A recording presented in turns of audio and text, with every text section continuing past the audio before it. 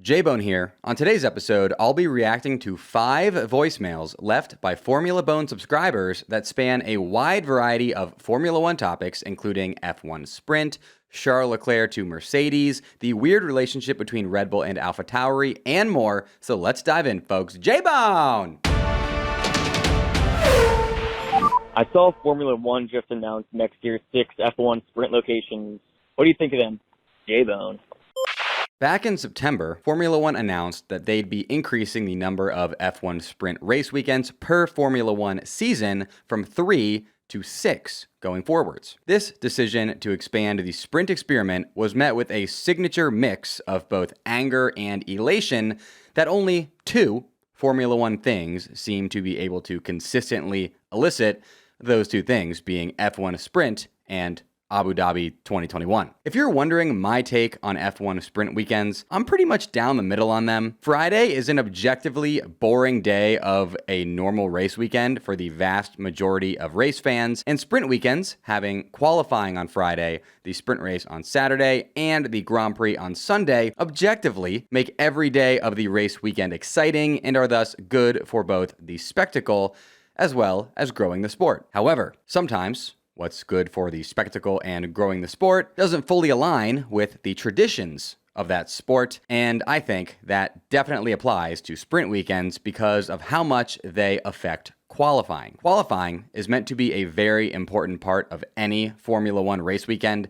and F1 sprint weekends undeniably cheapen qualifying in a number of ways. First off, and most importantly, sprint weekends make qualifying no longer determine the Grand Prix grid, which is supposed to be the entire point of qualifying. And second, sprint weekends unfairly favor the top teams by giving them all 100 kilometers on track on Saturday to recover if they ended up qualifying out of position, and it gives the midfield and backmarker teams 100 kilometers on track to fruitlessly attempt to defend if they ended up qualifying out of position. Shouts, by the way, to K-Mag in Brazil. The candle that burns twice as bright burns half as long. Anyways, whether you love it or hate it, or are stuck in the middle with J-Bone, Formula One just announced what the 6 locations for those 6 2023 sprint races are going to be, and they are as follows: the Azerbaijan Grand Prix, the Austrian Grand Prix, the Belgian Grand Prix, the Qatar Grand Prix, the United States Grand Prix at COTA. I feel like I need to clarify that, seeing as there are 3 United States races next season, and finally, the Sao Paulo Grand Prix. Everybody knows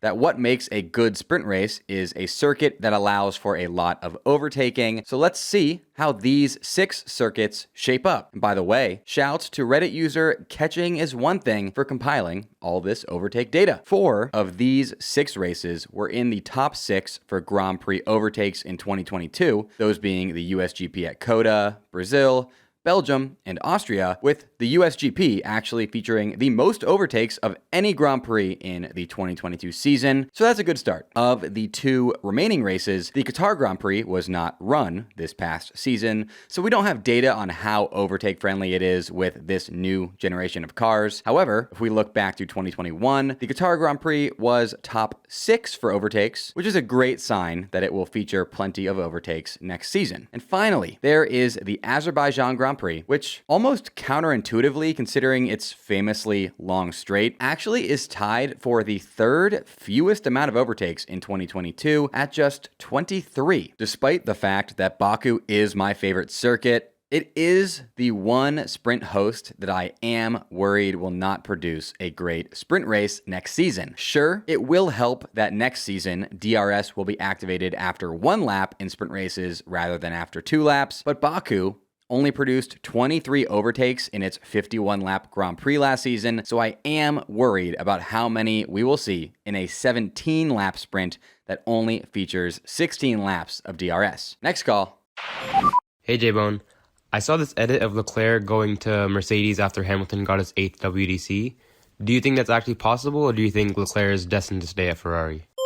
While Charles Leclerc clearly loves Ferrari and constantly credits them with kickstarting his Formula One career, I certainly think he will make a move to Mercedes or another top team at some point if Ferrari are not able to get him the World Drivers' Championship that he craves. Back in November, Leclerc said this about his Ferrari future to Motorsport Italy. Quote, "I have a contract until the end of the 2024 season, and as of today, I see this deadline as very far away. I have always loved Ferrari.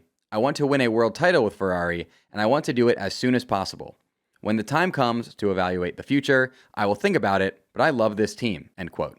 The way I see it, Leclerc will do everything in his power to win his first World Drivers' Championship at Ferrari these next 2 seasons while he's under contract with them, and then, based on how close he comes to achieving that goal, how he sees the future going, and what spots are open elsewhere, decide whether he wants to stay at Ferrari or leave. As far as a move specifically to Mercedes goes, George Russell is just getting settled there in spectacular fashion, I might add, and Lewis Hamilton has pretty much spent the entire Formula One season saying that he is absolutely not on his way out anytime soon.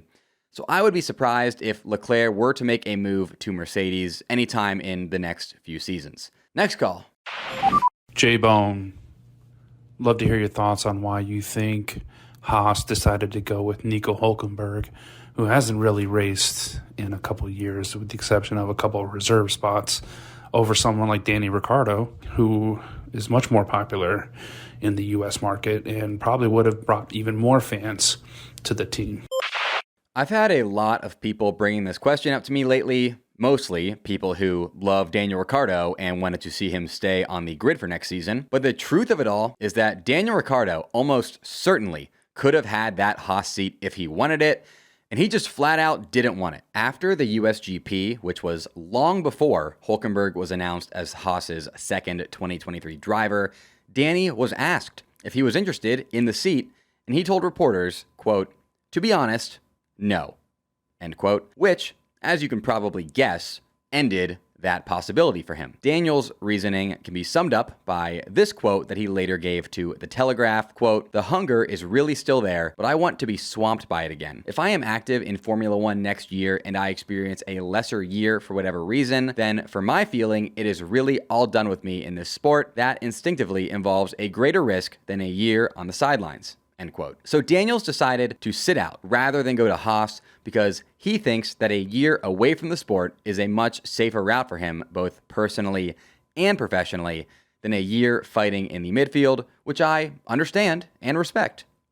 Selfishly, it's also good for my Haas delusion syndrome that Danny Rick did not go to Haas, because having a prolific race winner like Daniel Ricciardo driving a Haas car would definitely have made me believe in Haas more than ever, which would only have ended in heartbreak. This episode of the Formula Bone F1 show is sponsored by Chime. What's the first thing you do when you wake up? Is it checking up on your credit score? Didn't think so. At Chime, that's exactly what they do. With their secured Chime Credit Builder Visa credit card, you can start to build credit with your own money. Chime reports your payments to credit bureaus to help you build credit over time. Their members see an increase of 30 points on average. All of this with no annual fees, large security deposits, or credit checks to apply. So start your credit journey with Chime. Sign up takes only 2 minutes and doesn't affect your credit score. Get started at chime.com/fbone. That's chime.com/fbone with FBONE, all lowercase. The Chime Credit Builder Visa credit card is issued by Stride Bank NA, pursuant to a license from Visa USA. Chime checking account and $200 qualifying direct deposit required to apply for the secured Chime Credit Builder Visa credit card. Regular on-time payment history can have a positive impact on your credit score. Impact to score may vary, and some user scores may not improve. Out-of-network ATM withdrawal fees may apply, except at MoneyPass ATMs in a 7-Eleven or any Allpoint or Visa Plus Alliance ATM. Next call. Hey J-Bone, I was just wondering, if you could replace one driver on the grid, who would it be and who would you replace them with? For the first time since I started following Formula One, you can at least make a case that every driver on the current grid deserves their spot. However, if I did have to pick one driver to replace, it would be Lance Stroll. Yes, he does have 3 podiums and a pole position in his career, which is admittedly a more impressive resume on paper than many other drivers on the grid, but Lance has been beaten by his teammate every year of his 6-season F1 career aside from one, and I still see him as a pay driver who I believe is in the sport more so because of his billionaire father than by his own merit. When it comes to who I'd replace Stroll with, I'm just going to go with Felipe Drugovich because he's the reigning F2 champion and also literally is the reserve driver supporting Lance Stroll at Aston Martin next season. So it's actually mega realistic, aside, of course, from Lance Stroll's dad, Lawrence, owning the team and never allowing that to happen. Next call. Hey J-Bone, now that Red Bull have that reduction in wind tunnel time, do you think that they could test new parts that they would want to get more info on with AlphaTauri? Or you think that they're just going to stick to simulations and using Adrian Newey's brain? J-Bone! This caller has been sipping on some conspiracy. I 100% do not think Red Bull would ever risk getting involved in a cheating scandal related to their relationship with fellow Red Bull-owned F1 team AlphaTauri, which is already a relationship very much under the microscope. Remember when everyone thought Yuki intentionally DNF'd at Zandvoort to help Max? Was not a great situation. Yuki said everybody needed MRIs. To the caller's point, though, despite having a wind tunnel penalty in accordance with their breach agreement for going over the 2021 cost cap, Red Bull still have one of the greatest F1 car builders of all time on their team in Adrian Newey, so I think they'll be fine without risking getting their entire team shut down. However, the caller's general sentiment is a good thought starter. Should Red Bull be allowed to own two F1 teams, even if these two teams are said to run completely independently of each other and have absolutely zero information shared between them? Let me know your thoughts on this in the YouTube comments. Also, while you're at it, you can toss this video a like as well because I'm trying to hit 1,000 likes on this video. That's it for the voicemails. If you'd like to submit a subscriber voicemail for me to react to, all you have to do is toss me a subscription wherever you're watching or listening to this right now so that you become a subscriber, and then either call 1-833-200-0966 or hit up the Formula Bone Discord Bone Phone submissions channel via the Discord invite link in the description of this episode. If you enjoyed the show and are able to, I'd really appreciate it if you bought a piece of Formula Bone merch available now at the link in the description. Also, be sure to follow me on social media at Formula Bone, where I'll stay posting F1 content all F1 offseason long. You can also follow me at my real name, Jared Borislow. Until next time, folks, J-Bone!